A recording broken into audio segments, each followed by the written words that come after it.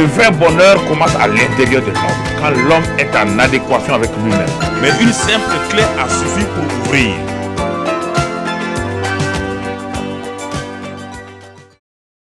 Nous sommes très heureux d'être en contact avec chacun d'entre vous et nous vous saluons dans le merveilleux nom de Jésus-Christ. C'est une joie, une réelle joie pour nous de continuer cette conférence avec chacun d'entre vous. Et comme nous l'avons précédemment dit, nous continuons la deuxième partie de la vision.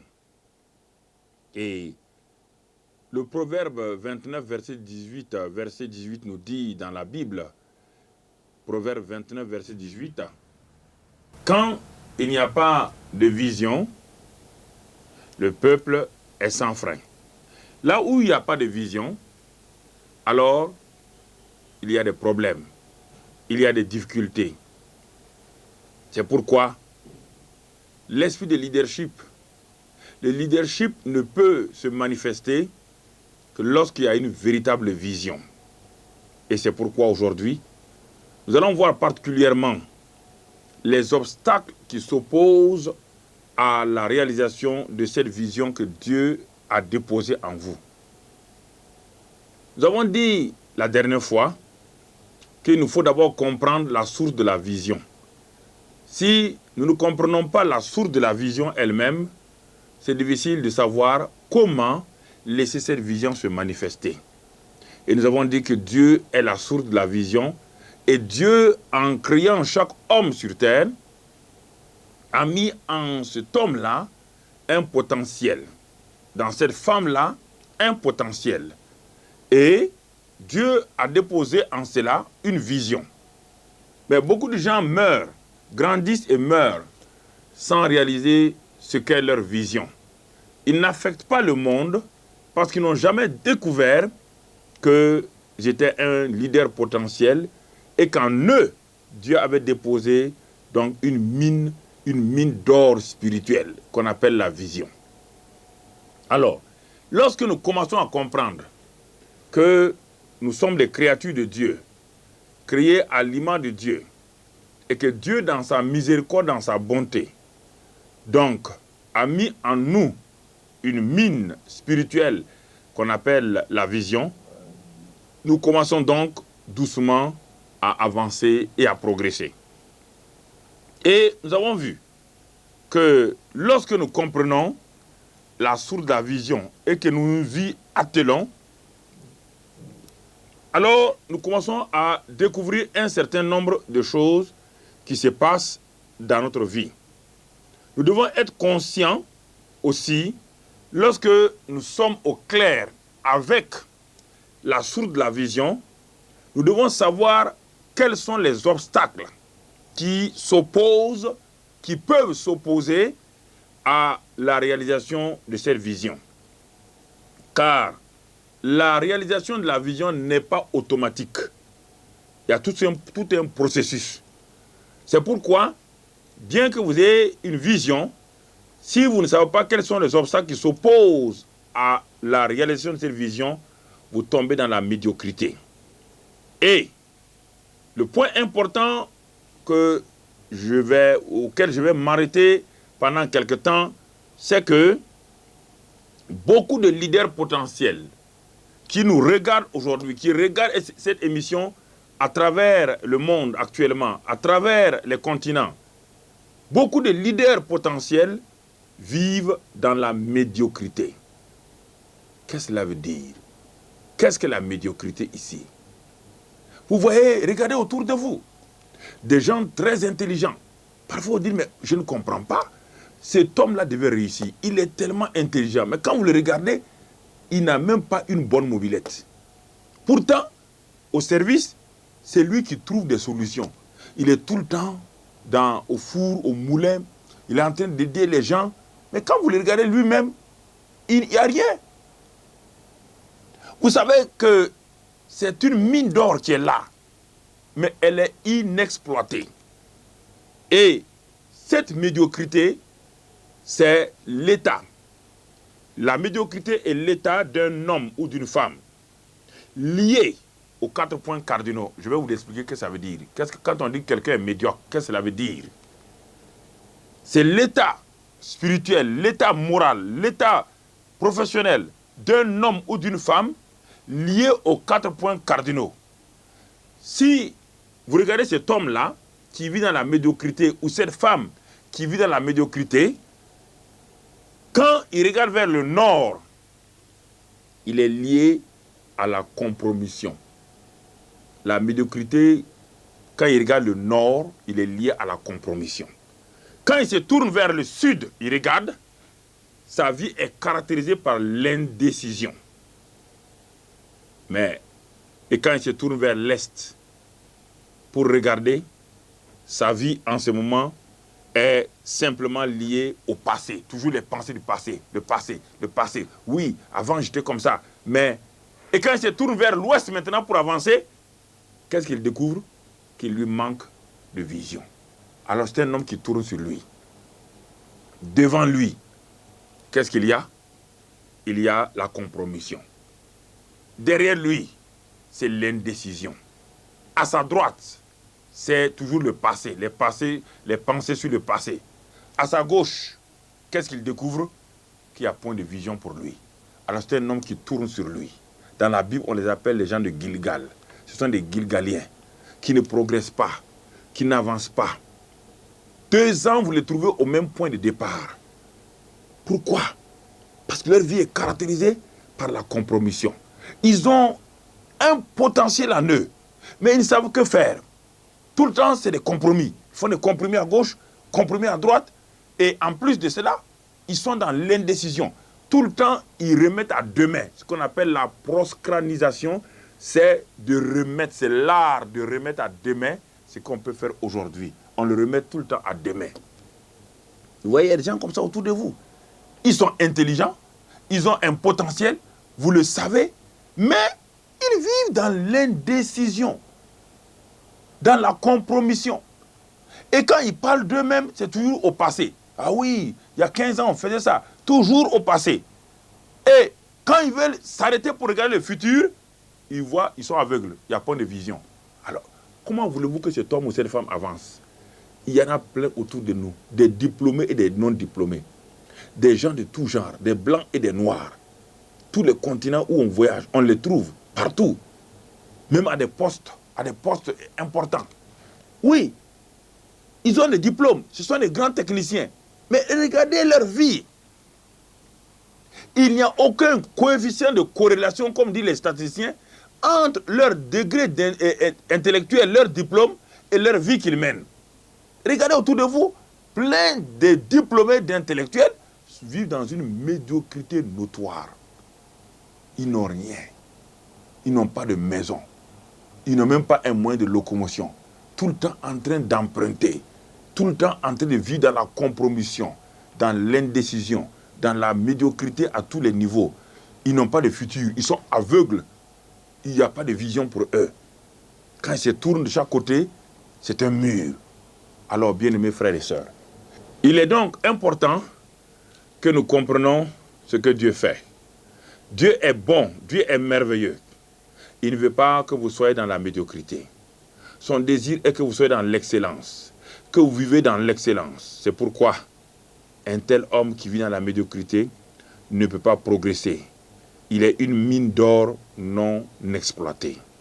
Et c'est pourquoi cette conférence que nous avons entreprise pendant tout ce temps de partage avec vous va vous aider pour aller donc de l'avant. Aujourd'hui, nous voulons voir avec vous et de façon précise les obstacles. Et pour cela, nous allons voir 3 obstacles principaux, 3 obstacles importants qui sont sur votre route, vous empêchant de réaliser la vision que Dieu a déposée dans chacun d'entre vous. Il y en a beaucoup, mais nous avons choisi 3 obstacles très importants.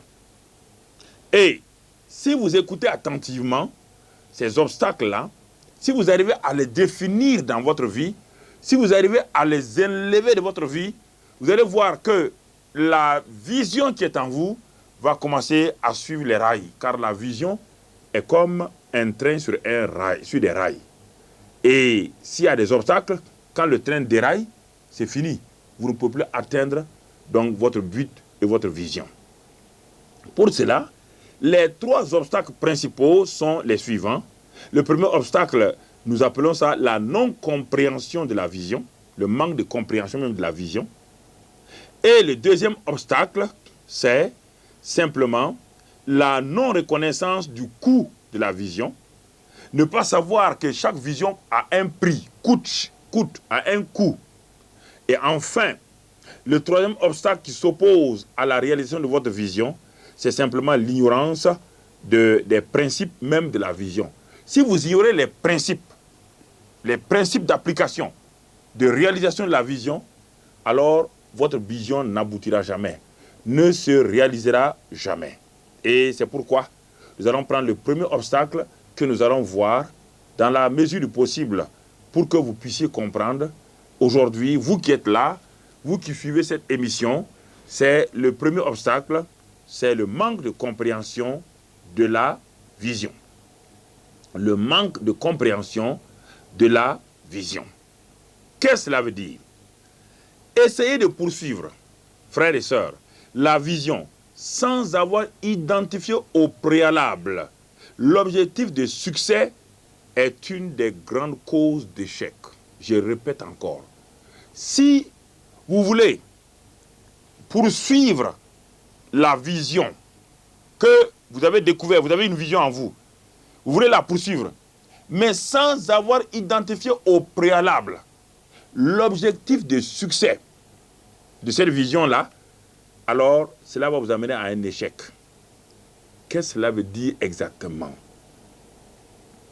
Plusieurs personnes échouent aujourd'hui dans ce monde-là parce qu'ils ne savent pas exactement en quoi ils veulent réussir. Est-ce que vous m'entendez? C'est si simple. Ils veulent réussir. Vous demandez à n'importe qui, tout le monde veut réussir. Tout le monde veut réussir. Mais si vous les demandez en quoi voulez-vous réussir, ils ne savent pas. Alors, si vous ne connaissez même pas, si vous ne savez pas en quoi vous voulez réussir, comment pouvez-vous réussir? Si vous ne savez pas où vous devez aller, pourquoi voulez-vous voyager? Vous arrivez à l'aéroport, on dit, mais qu'est-ce qu'il y a, monsieur? Je veux voyager. Vous voulez aller où? Ah, je veux voyager. Mais à un moment donné, les agents des compagnies vont vous laisser. Et parce qu'ils savent que vous n'êtes pas normal. Alors, vous voulez réussir dans ce monde-là. Les gens veulent réussir. Ah oui, les jeunes disent, on veut réussir, on ne peut pas réussir. Mais arrêtez-vous, jeunes gens. Le problème n'est pas au niveau de l'État. Le problème n'est pas au niveau de vos parents. Le problème n'est pas au niveau des politiciens. Non. Le problème n'est pas là-bas. Nous avons tous, beaucoup ont réussi dans ce monde-là sans avoir des politiciens derrière eux, sans avoir l'État derrière eux. Alors, c'est d'abord, est-ce que vous avez une vision? Est-ce que vous avez déterminé, défini, donc, les contours de la vision? Est-ce que vous avez supprimé les obstacles qui sont devant vous, qui peuvent vous empêcher d'atteindre cette vision, de réaliser du moins cette vision? Sinon, alors, vous en prendrez aux gens. Écoutez, c'est important. Parce que la vision doit être spécifique. L'objectif de succès doit être spécifique et non pas général et vague. Si l'objectif que vous visez de succès, c'est vague et général, c'est difficile de vous concentrer, c'est difficile de prendre tous les moyens qu'il faut pour réussir. C'est pourquoi d'abord, le manque de compréhension de la vision, de définition de la vision, de cerner la vision, est le premier obstacle très important. Alors, je voudrais encore, aujourd'hui, vous donner un simple exemple pour vous aider encore dans le naturel, pour que vous puissiez comprendre. Si j'ai un ami, je dis à cet ami, je lui téléphone, je te donne un rendez-vous. Je veux un rendez-vous avec toi. L'ami me dit, mais où? Je dis non, n'importe où. Il me dit quand? Il dit à n'importe quel moment. Est-ce qu'on pourra se rencontrer? Réfléchissez. Je dis, mon ami, je vous téléphone, je veux un rendez-vous avec vous. Ah, il dit, ah bon, mais quand? Ah, n'importe quand. Mais où? N'importe où. On ne pourra jamais se rencontrer. Parce que c'est vrai, mon désir est de rencontrer mon ami. Je vais lui fixer un rendez-vous. Mais je ne définis pas ni le temps, ni l'espace, ni le lieu, ni le moment. Comment pouvons-nous rencontrer? Nous ne pourrons jamais nous rencontrer, jamais. Parce qu'il n'y a pas quelque chose de clair, bien défini. Quand vous demandez aux jeunes gens, à beaucoup d'intellectuels qui ont fini les études, alors, jeune homme, qu'est-ce que vous voulez devenir? Quelle est votre vision sur la terre? Oh, je vais devenir quelqu'un. Je vais devenir quelqu'un, c'est quoi? Je vais devenir quelqu'un. Fossoyeur, c'est quelqu'un aussi, devenir quelqu'un. Je vais devenir quelqu'un. Quelqu'un, là, c'est quoi? Qu'est-ce que vous comprenez par quelqu'un, jeunes gens? Est-ce que ce n'est pas une convoitise simplement? Est-ce que ce n'est pas... Vous n'êtes pas en train de convoiter des gens? Vous voulez devenir quelqu'un comme qui? La vision est unique. Votre vision est unique. Vous avez un potentiel spécifique en vous. Vous n'avez pas besoin de regarder les autres pour réussir. Vous avez un chemin de succès. Vous avez une détermination. Vous devez avoir une volonté, un champ spécifique de votre vision. Si cela n'est pas bien défini, clair, vous ne pouvez pas réussir. Vous voyez? Vous voulez devenir quelqu'un. Quelqu'un là, c'est quoi? Maçon, menuisier. Vous voulez devenir quoi? Hein? Pousseur de barriques, c'est quelqu'un aussi. Pousser des barriques, c'est quelqu'un. Vous voulez devenir quelqu'un là, c'est quoi? Ça ne veut rien dire. C'est flou. Votre vision est floue. Alors, c'est pourquoi nous devons comprendre, bien-aimés frères et sœurs, nous devons comprendre, nous qui sommes là, qui regardons, nous devons comprendre la différence qu'il y a entre la vision, la mission et les moyens. Alors, il y a une confusion terrible à ce niveau. Quand vous demandez aux gens, quelle est votre vision? Ils prennent la mission comme vision et ils prennent les moyens comme la mission. Alors, mais si vous confondez la mission et les moyens et la vision, vous avez des problèmes. Vous avez des problèmes. Une vision, nous l'avons dit, c'est ce potentiel que Dieu a mis en vous. Et cette vision est spécifique. Elle est personnelle. Elle n'a pas... elle est personnelle pour vous. Elle est unique. Alors, elle est étroitement liée à la mission et les moyens vont être là pour vous permettre d'accomplir, de réaliser votre vision en faisant les tâches de la mission. Alors là, je vais vous dire, qu'est-ce que donc la mission, lorsque vous avez une vision? Je peux prendre l'exemple de Christ qui était sur la terre. Quand Christ venait sur la terre, il y avait une vision qui était en lui, c'était de restaurer le royaume de Dieu sur la terre. Ça, c'est sa vision. Restauration du royaume de Dieu sur la terre, que Adam et Ève avaient fait partir donc de la terre. Donc, sa vision, c'était restauration donc du royaume de Dieu sur la terre. Alors, mais la mission, ça veut dire les tâches spécifiques qu'il devait réaliser pour atteindre, pour réaliser cette vision-là, c'est, il l'a dit dans Matthieu 28, aller par tout le monde et prêcher la bonne nouvelle à toute la création et faites des disciples toutes les nations. Et faites de toutes les nations des disciples en les baptisant au nom du Père, du Fils et du Saint-Esprit et en leur enseignant. Ça, c'est la mission. Mais la vision, ce n'est pas d'aller prêcher. La vision, c'est de restaurer le royaume de Dieu sur terre. Et quelles sont les tâches spécifiques? Quel est le cahier de charge? Le cahier de charge, c'est d'aller prêcher la bonne nouvelle à toute la création. C'est de faire de toutes les nations des disciples. C'est de les enseigner. C'est de les baptiser. C'est de les enseigner. Ça, c'est la mission. Les tâches de la mission. Et les moyens maintenant? Les moyens, c'est de construire des écoles bibliques, des bâtiments d'église, des temples, des orphelinats, des hôpitaux, des dispensaires, ou faire prêcher à la radio, à la télévision. Ça, c'est les moyens.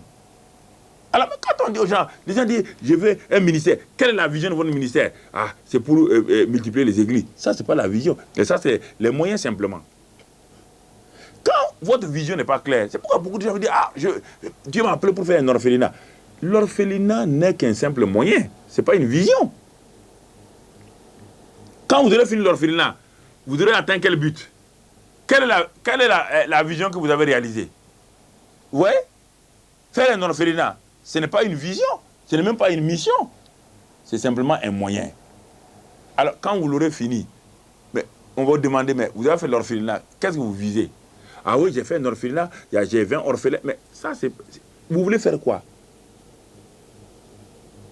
C'est pourquoi, même en politique, il y a des gens qui n'ont pas de vision. Ah oui, mais vous voulez devenir chef là, vous voulez devenir président là, c'est pourquoi? Eh ben oui, mais vous savez, on va développer le pays. Mais quelle est votre vision? Quelle est votre vision du pays? Quelle est votre vision que vous avez? Quand vous aurez une vision claire, alors définissez la mission. Et quand vous aurez défini la mission, maintenant, allez-y aux moyens qui vont vous permettre d'aider la mission, et les moyens et la mission vont soutenir et aider la vision qui est en vous. La vision, elle est à moyen terme, elle est à long terme. Et il faut une mission spécifique, des tâches spécifiques, d'un cahier de charges spécifique et des moyens pour que les deux ensemble puissent vous aider à atteindre votre vision. Et à la fin de votre vie ou à la fin de votre mandat, vous savez que vous avez atteint en tout cas 15% de votre vision ou 20% de votre vision ou 50% de votre vision.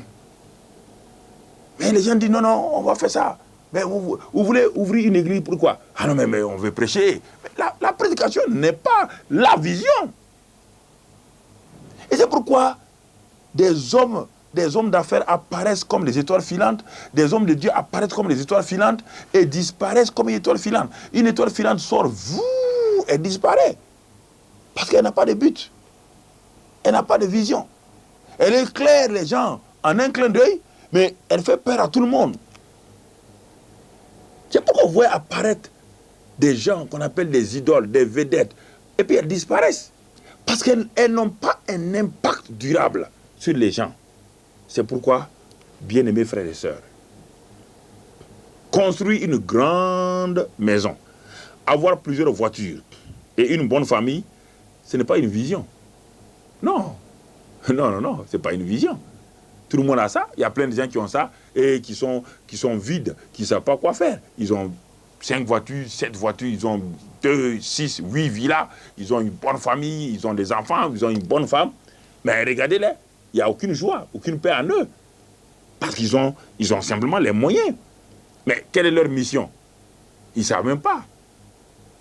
Vous voyez, ne confondons pas les trois choses. La vision, la mission et les moyens. Les trois vont ensemble. Mais si vous n'avez pas une vision claire, spécifique, c'est difficile.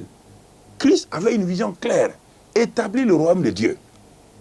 Il est venu, son message était prêcher la bonne nouvelle.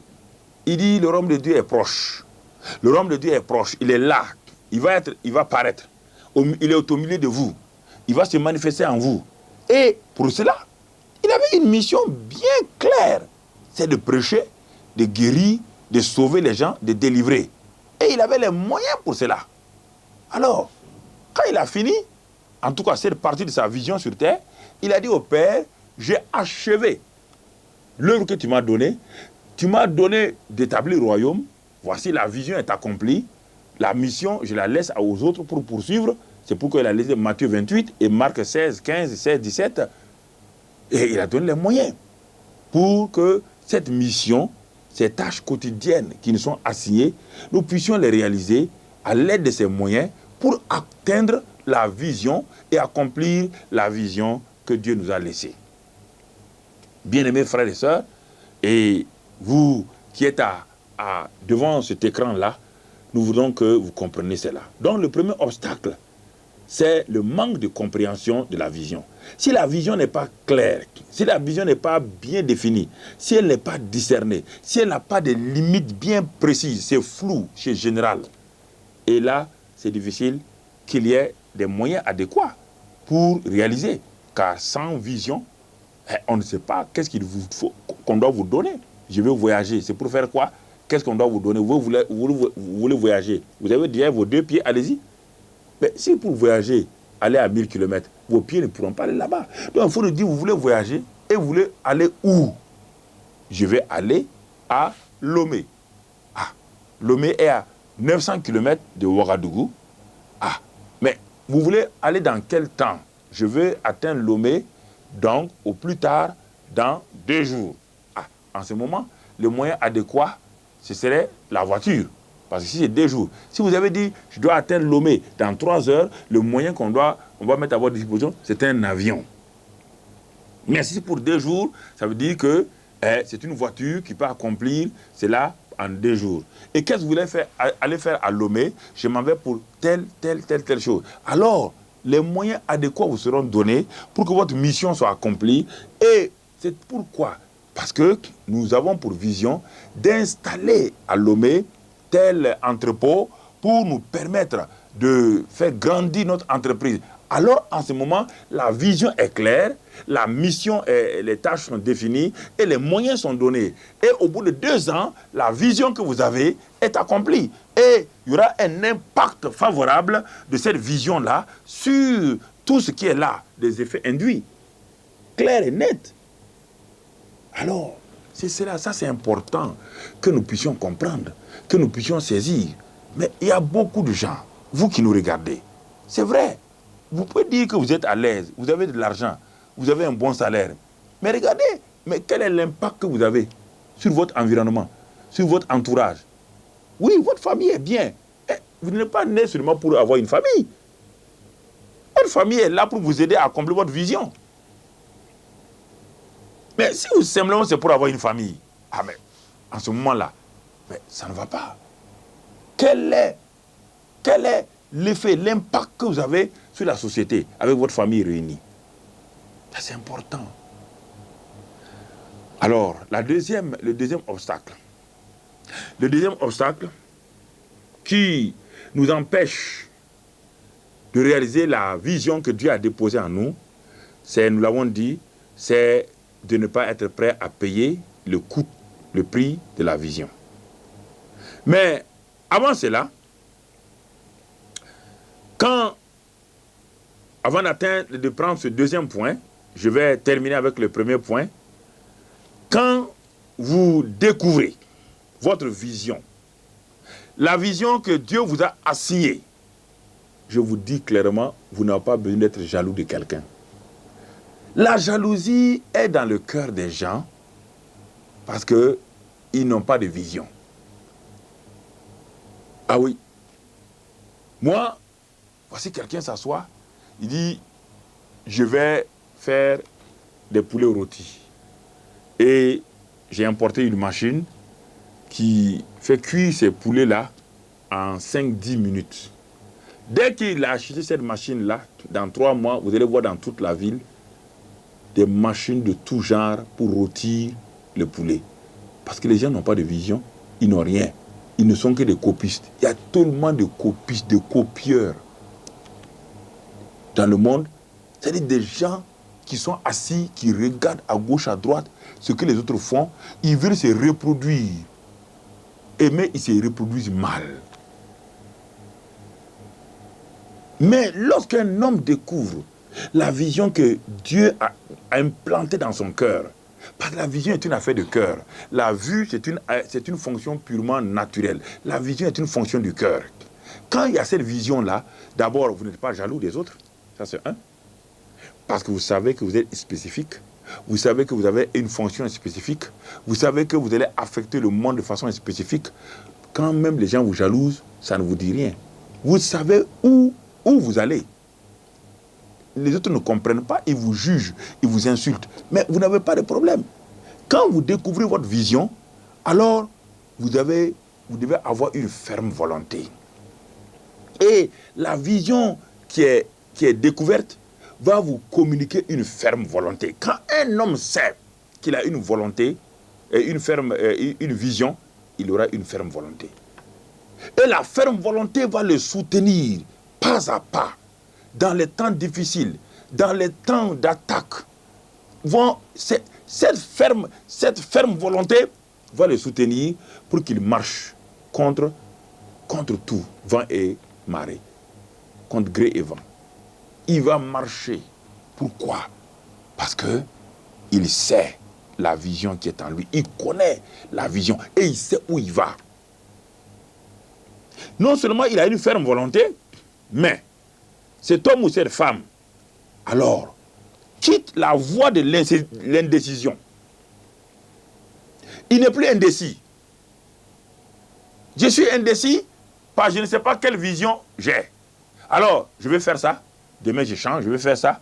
Quand j'entends quelqu'un faire ça, je vais faire ça. Je veux imiter les autres. Mais quand je sais, quand je connais la vision que Dieu m'a donnée, quand je sais quelle est la vision qui est en moi, alors l'indécision s'en va.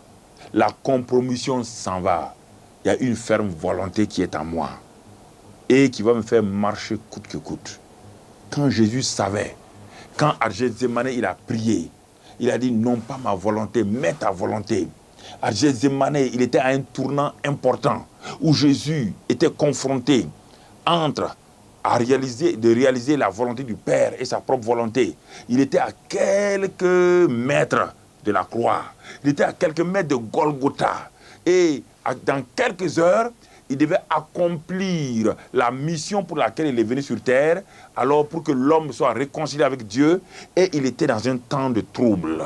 Et il est parti à Gethsémani pour prier. Et il a dit, non pas ma volonté, mais ta volonté.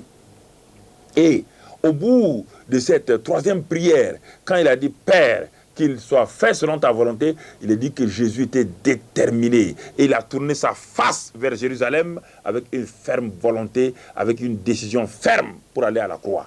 Personne ne pouvait plus l'arrêter parce qu'il savait pourquoi il était venu sur terre. Il savait quelle vision lui avait été assignée, la mission qui lui a été donnée. Et alors, il partait avec fermeté à la croix du calvaire. Il n'a pas hésité un seul instant à donner sa vie pour nous. Alors, quand vous avez cette réalité de la vision en vous, la ferme volonté est là, l'indécision s'en va, la compromission s'en va et la médiocrité commence à disparaître. Et vous allez commencer à entrer dans une phase d'excellence. Vous allez découvrir que toutes ces choses étaient déjà en vous, mais que l'ignorance vous a aveuglé. Et c'est pourquoi, frères et sœurs, demeurez dans la vision que Dieu vous a donnée. N'essayez pas aussi, lorsque vous avez la vision, n'essayez pas de faire trop de choses à la fois. Je connais beaucoup de gens qui veulent faire trop de choses à la fois. À la fin, ils ne font rien. Ils veulent poursuivre plusieurs lièvres à la fois. C'est impossible. Quelle que soit votre qualification de coureur de 100 mètres, même si vous êtes champion du monde, si vous voulez courir derrière 3 lièvres à la fois, vous risquez de ne pas attraper aucun lièvre. Vous n'attraperez aucun lièvre. Parce que vous courez, ce lièvre-là semble être proche, brusquement, lui, il dévie là, vous courez derrière le deuxième, vous laissez derrière le troisième, à la fin, vous trouvez 100 lièvres. Un homme qui a la vision ne poursuit pas 3 visions à la fois. C'est un homme qui est déterminé et qui sait où il va. Et il est déterminé, il a une ferme volonté. C'est cela. C'est pourquoi le manque de compréhension de la vision va vous amener dans la médiocrité. Mais lorsque la vision est définie, elle est claire, alors vous allez voir qu'il y a une foi ferme en vous, il y a une décision ferme et vous quittez le cadre, le chemin de l'indécision. Et le deuxième obstacle que nous allons voir maintenant, nous l'avons déjà dit, c'est lorsque vous n'êtes pas prêt à payer le prix. Maintenant, vous comprenez votre vision, vous êtes déterminé, et il y a un prix à payer. Je l'ai dit qu'une vision ne s'accomplit pas automatiquement. Une vision demande votre détermination. Une vision demande que vous engagez. Et là encore, beaucoup de gens ont peur de payer le prix. Beaucoup de gens ont fait demi-tour lorsqu'il s'agissait de payer le prix pour accomplir la vision. Un homme un jour est venu voir Jésus-Christ. On l'appelle dans la Bible le jeune homme riche. Un jeune homme qui avait une moralité haut de gamme. Il était au top niveau sur le plan moral pour la jeunesse de son époque. Car lorsque Jésus a parlé des 10 commandements, cet homme-là a dit que lui, les 10 commandements, il a obéi aux 10 commandements. Même aujourd'hui, si on demande aux gens qui peut obéir aux 10 commandements, il y a très peu de gens. Je crois qu'il n'y en a même pas. Soyons honnêtes. Mais ce jeune homme-là, du temps de Jésus, a dit à Jésus, les commandements dont tu parles là, je les ai accomplis dès mon jeune âge. Jésus l'a regardé, il était émerveillé. Comment un jeune homme a-t-il pu vaincre la fornication, l'impureté, le mensonge, la jalousie, tous ces commandements, obéir à ses parents? Un jeune homme qui n'a pas volé, qui ne vole pas, qui ne triche pas, un jeune homme qui n'est pas cupide, qui ne fait pas la compromission. Mais Jésus était étonné. Et effectivement, ce jeune homme était connu pour sa bonne moralité. Donc, il était décidé à entrer dans le royaume de Dieu. C'était sa vision. Entrer dans le royaume de Dieu. Il est venu vers Jésus. Il dit, voilà, je veux entrer dans le royaume de Dieu. Jésus dit, c'est très bien. Tu as une bonne vision. Mais il y a des obstacles. Hein? Il dit, quels sont les obstacles? Il dit, voilà, le royaume de Dieu, voici, c'est comme cela. C'est le Père, la bonté du Père. Il dit, oui, je connais. Voici maintenant les obstacles à vaincre. Il dit, dis-moi ces obstacles-là. Et à un moment donné, quand il a franchi les premiers obstacles, c'est la compréhension de la vision, il a franchi cela, il était content, la vision était claire en lui. Jésus dit, deuxième obstacle, il y a un prix à payer. Il dit, oh, mais ce n'est pas un problème, ça, il faut payer. Moi, pour être riche, hein, j'ai souffert, j'ai vraiment fait des efforts. Jésus dit, ok, tu es prêt? Il dit, oui, ok. Il dit, va, vends tout ce que tu as, donne-le aux pauvres, viens et suis-moi. Ah, hé, Seigneur, aide-nous. Il dit quoi? Il répète, Jésus dit, mais tu veux entrer, non? Tu as dit, tu veux entrer dans ta vision? Il dit, oui, mais il y a un prix à payer, je te dis. Il dit, répète encore. Jésus dit, va, vends tout ce que tu as, donne-le aux pauvres, et maintenant, viens et suis-moi. Et là, le royaume de Dieu est pour toi. Ah, il dit, non, ça, je crois que, non, je ne suis pas prêt à payer ça. Et la Bible dit qu'il s'en est retourné tout triste pour aller. Et Jésus l'a regardé, il a remis la tête. Il dit qu'il est difficile pour ceux qui se confient seulement en leur richesse pour entrer dans le royaume de Dieu. Vous entendez? Les apôtres qui étaient avec Jésus étaient étonnés. Comment un jeune homme d'un si haut niveau de moralité ne peut pas rentrer? Jésus n'a pas dit qu'il n'est pas digne. Non, c'est lui qui a dit que lui, il a une vision et veut l'accomplir. Ce n'est pas Jésus qui a dit. C'est lui qui a dit quels sont les obstacles à vaincre pour entrer dans le royaume de Dieu. C'est lui qui s'est imposé des choses. Jésus ne lui a pas dit. Il dit, bon, ok, si tu veux vaincre des obstacles, les voilà. Alors, le prix à payer. Le prix à payer, c'est ouais. Le prix à payer, c'est la persévérance. Le prix à payer, c'est être diligent chaque jour. Quelqu'un qui est diligent, qui travaille, qui paye le prix. Un homme qui est il y a un prix à payer, il est prêt, il recommence les mêmes efforts. C'est ça que les chercheurs font. Ils recommencent, ils échouent, ils recommencent demain, ils recommencent la même chose, ils échouent, mais ils ne baissent pas les bras. C'est ça le prix à payer. Beaucoup de gens ont payé le prix. Les Louis Pasteur ont payé le prix. Les Thomas Edison ont payé le prix. Tous ces inventeurs ont payé les prix pour que le monde soit affecté aujourd'hui, que le monde soit ce qu'il y a. Le progrès technique est une somme de prix que les gens ont payé pour que le monde soit techniquement et sur le plan techniquement aujourd'hui bien posé. C'est la même chose pour la vision que Dieu vous donne. Êtes-vous prêt à payer ce prix-là? Êtes-vous prêt à reprendre les mêmes choses après maintes et moult échecs, à recommencer les mêmes choses? Ne pas compter sur la bonne chance, Parce que l'accomplissement de la vision n'a rien à voir avec la chance. La bonne chance ne peut pas accomplir la vision que Dieu a déposée en vous. Et aussi, la mauvaise chance ne peut pas l'empêcher de s'accomplir. Donc, la vision n'est pas une affaire de chance. Ce n'est pas gagner, gagner, perdu, perdu. Non. C'est pourquoi il est important de ne pas, lorsque vous avez une vision, de ne pas laisser subir les événements extérieurs. Ne laissez pas les événements extérieurs viennent tout le temps sur les hommes de vision, sur les hommes qui veulent progresser. De l'extérieur, ils sont oppressés. Ils sont en difficulté. Les gens peuvent les haïr. Les gens peuvent leur poser des bâtons dans vos roues. Mais combien de gens ont baissé les bras à cause de cela?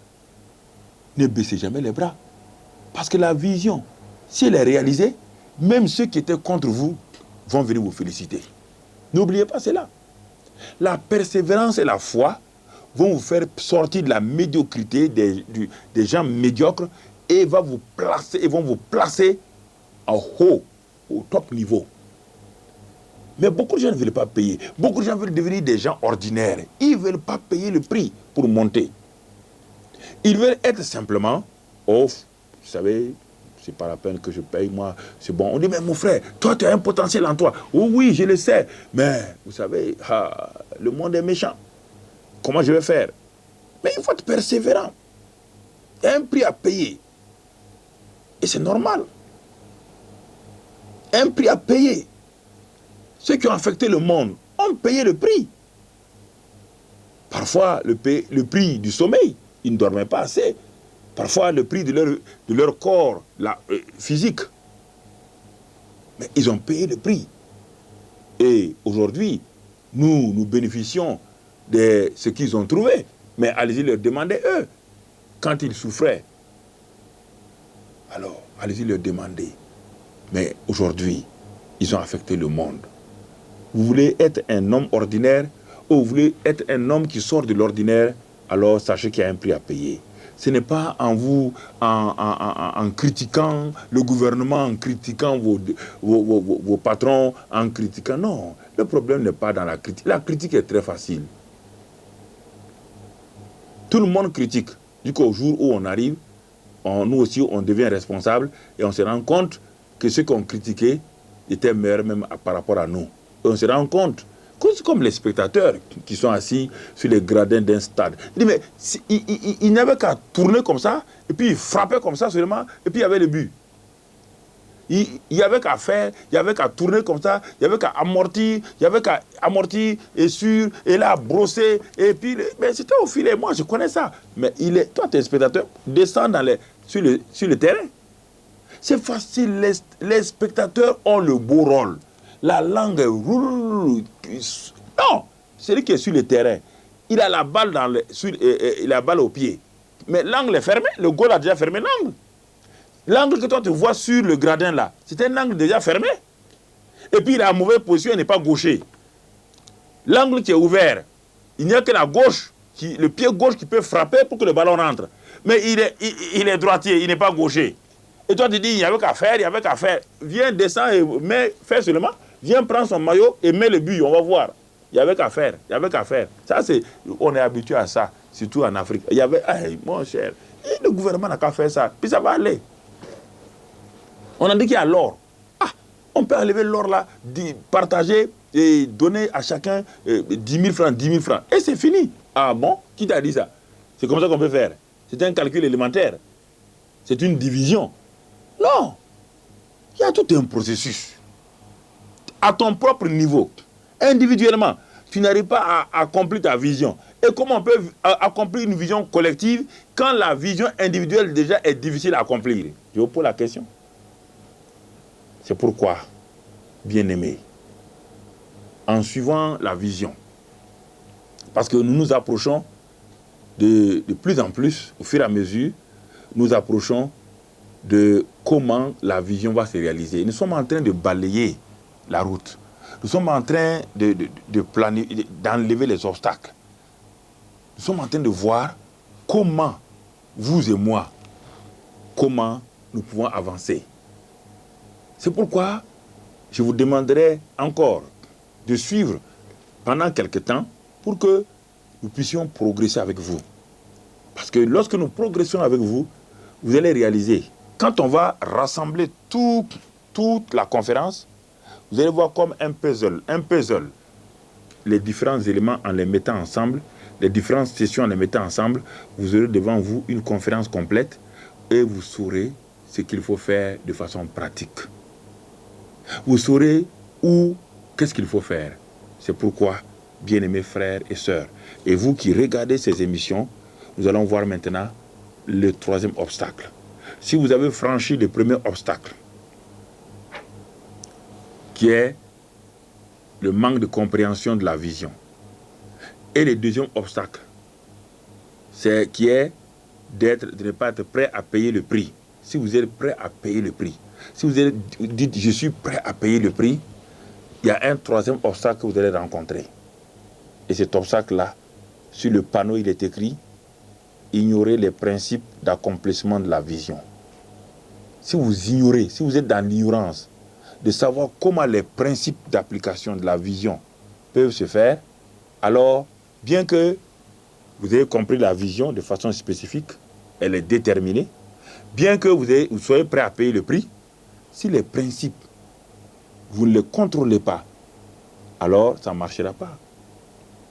Les principes sont des lois spirituelles. Comment faire marcher ces choses-là? Ce n'est pas parce que vous avez de l'hydrogène et de l'oxygène que vous avez automatiquement de l'eau. C'est la combinaison. Il est dit, la formule, c'est H2O. Cette formule-là, c'est une combinaison. C'est un mélange qui va produire de l'eau. Ce n'est pas parce que vous avez le premier élément, qui est l'hydrogène, qui est la compréhension de la vision, le deuxième élément, l'oxygène, que vous êtes prêt à payer le prix. Mais si vous ne savez pas faire le mélange, alors vous n'obtiendrez jamais de l'eau. C'est la même chose avec la vision. Vous êtes prêt. Vous dites, oui, moi, je vais payer le prix. Il suffit que Dieu me dise, non, la vision est déjà en vous. C'est cette pensée, comme on l'a dit dès les premières leçons, c'est cette pensée qui vient en vous régulièrement. C'est cette pensée d'affecter le monde. Et c'est cela qui est là en permanence, que vous devez définir. Et vous devez avoir un document, vous devez avoir un cahier pour écrire toutes ces choses-là. Et au fur et à mesure, et vous allez cerner, vous allez voir là, devant vous, la vision que Dieu a implantée déjà en vous. Que Dieu a implantée en vous. Pendant des années, Dieu me parlait. Il me parlait la vision qu'il m'a donnée. J'ai dit à chaque homme a une vision spécifique. C'était aussi de participer à mon humble niveau, à la restauration aussi du royaume de Dieu sur la terre. Mais chacun de vous a un rôle dans cela. Frères et sœurs, chacun de vous a un rôle, que vous soyez femme ou homme.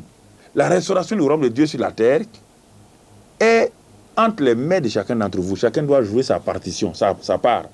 Quand il m'a révélé cela, et que j'avais ça en moi depuis mon enfance, je vous l'ai dit, depuis ma jeunesse, jusqu'à ce que Christ se soit révélé à moi, et que j'ai compris maintenant la vision de façon claire, alors il y avait un prix à payer. Je savais qu'il y avait un prix à payer.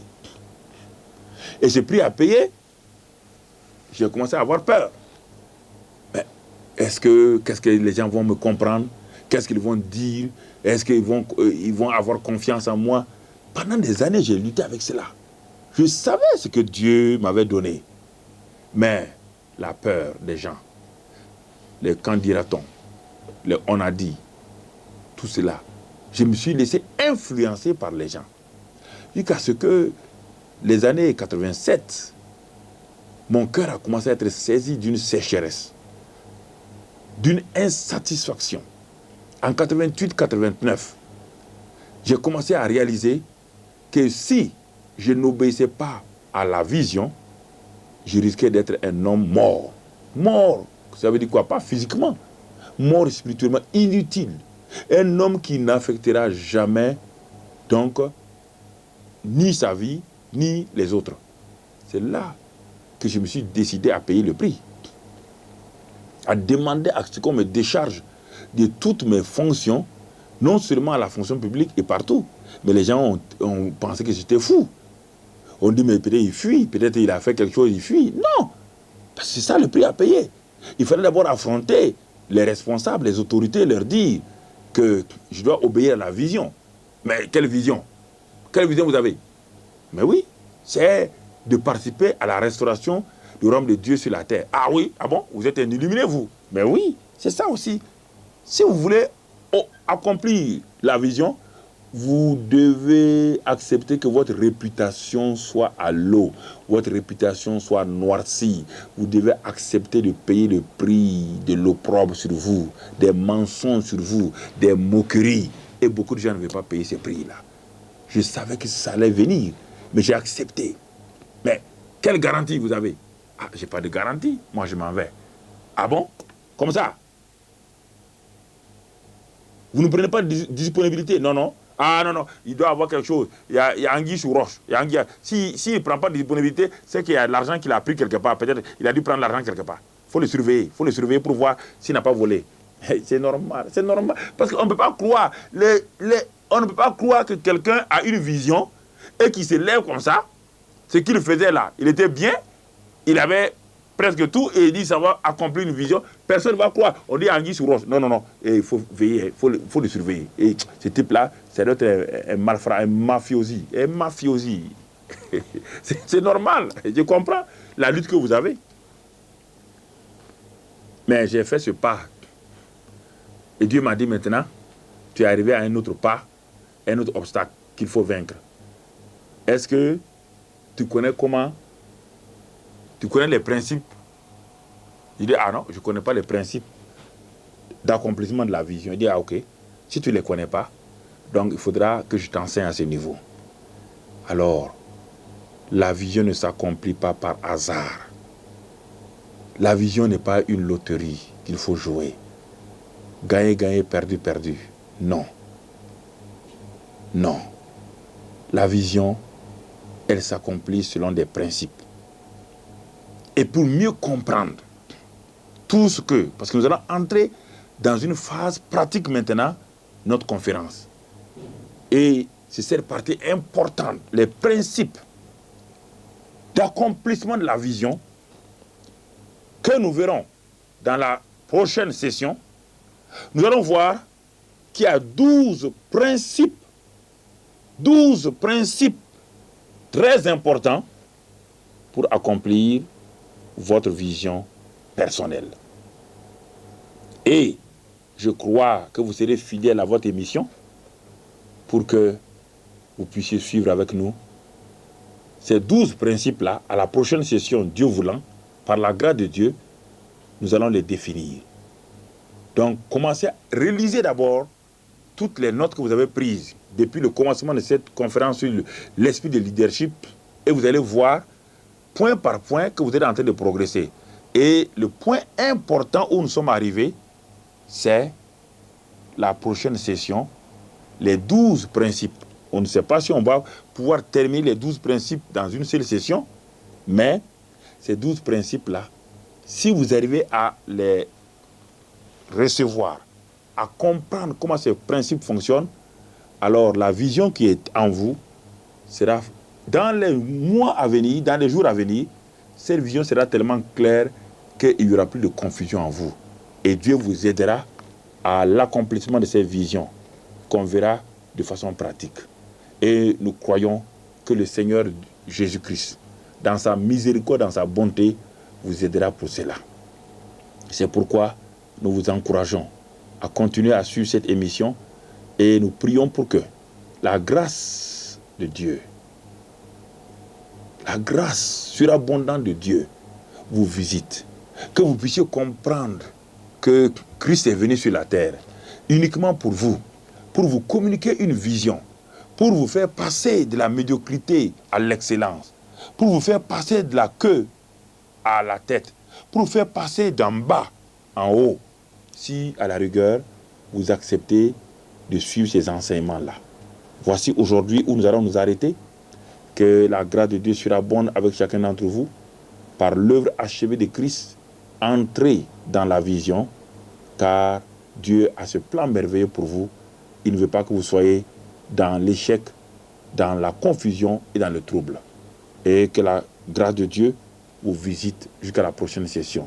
Et sachez avec certitude que Jésus-Christ est Seigneur.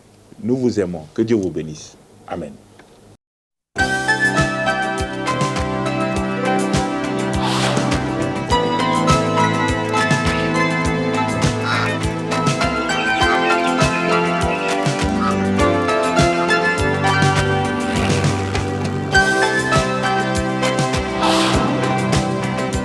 Le vrai bonheur commence à l'intérieur de l'homme, quand l'homme est en adéquation avec lui-même. Mais une simple clé a suffi pour ouvrir.